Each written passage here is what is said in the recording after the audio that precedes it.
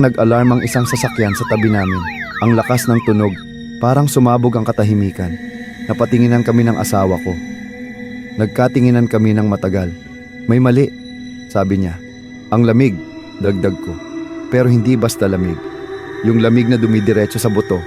Pagdating namin sa motor, biglang nagsalita ang asawa ko. Ang daming sumunod sa atin. Nanlaki ang mata ko. Ano ibig mong sabihin? Hindi ko lang alam kung anino ba sila o dating pasyente. Pero marami sila. Sumusunod sila sa likod natin. Habang palabas kami ng compound, tumingin siya sa side mirror.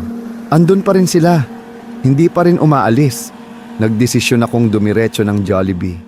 Baka nga naman sumunod sila sa bahay. Doon.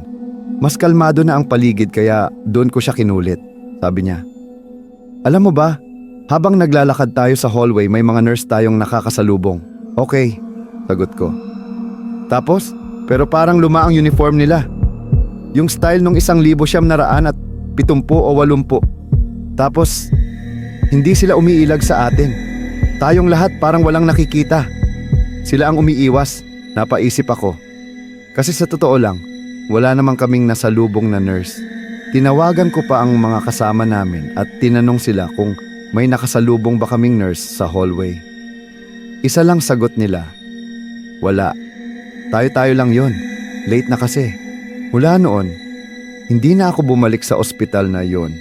Hindi dahil sa takot, kundi dahil sa respeto. Kasi minsan, ang mga nilalang na naroon ay hindi na talaga dapat magtagal sa mundo natin. Pero minsan, ayaw pa rin nilang umalis.